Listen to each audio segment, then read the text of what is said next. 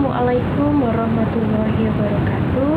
Perkenalkan, nama saya Delvi Aprianti dari kelas 2A dengan program studi S1 Pendidikan Guru Sekolah Dasar.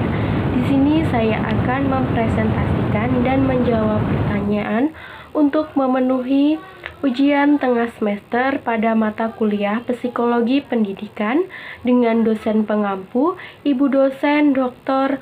Asni Ilham MSI. Yang pertama yang akan saya bahas yaitu soalnya, sebagai mahasiswa pendidikan guru sekolah dasar, calon guru sekolah dasar, Anda dibekali dengan mata kuliah psikologi pendidikan. Menurut Anda, apa manfaat dari mata kuliah ini?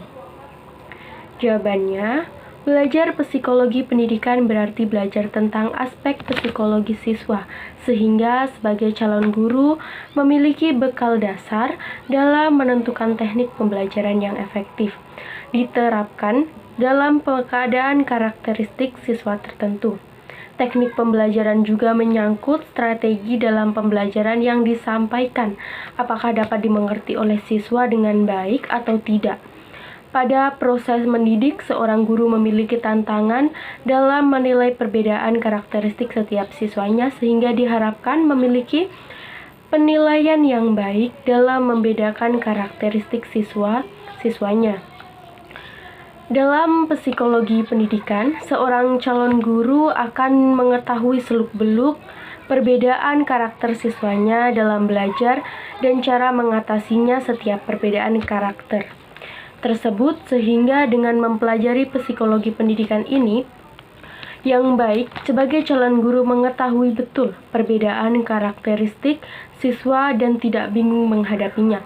Mempelajari psikologi pendidikan bagi calon guru yang tak kalah penting yaitu konseling, bimbingan pada psikologi pendidikan. Banyak sekali dibahas tentang permasalahan yang berkaitan dengan perkembangan manusia, sehingga sebagai calon guru bukan hanya bisa mengajarkan materi pembelajaran di dalam kelas, tetapi juga bisa memberikan pengarahan atau bimbingan kepada siswa yang membutuhkan terkait masalah akademik.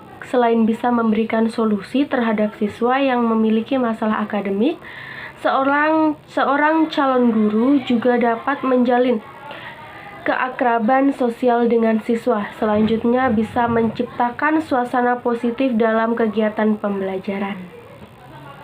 Yang kedua, menurut Anda, bagaimana implikasi dari teori-teori belajar di dalam pembelajaran di sekolah? Implikasi teori pembelajaran salah satunya adalah teori kognitif. Dalam kegiatan pembelajaran, teori kognitif menekankan pada proses perkembangan peserta didik.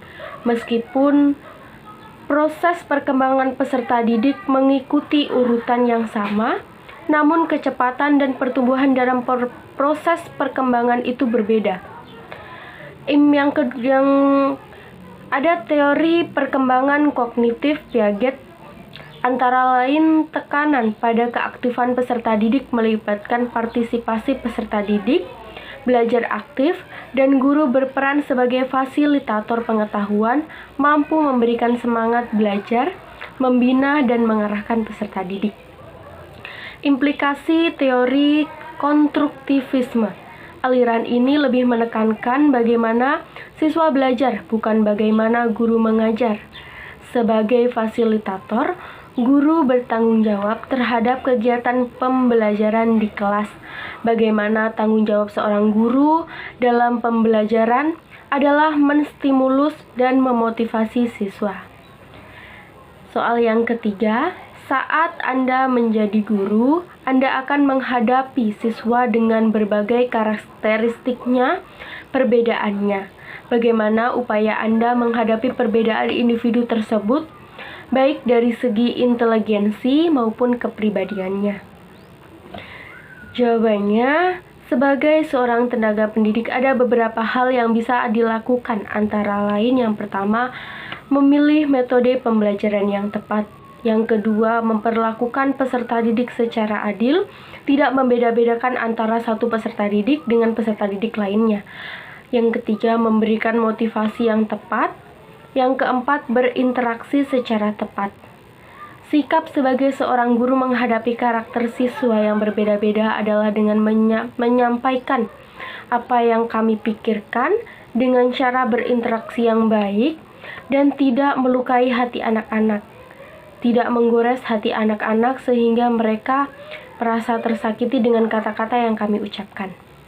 Yang keempat, dalam perspektif psikologi pendidikan, peran guru sebagai pendidik dan pengajar amat penting. Jelaskan peran tersebut dan berikan analisisnya.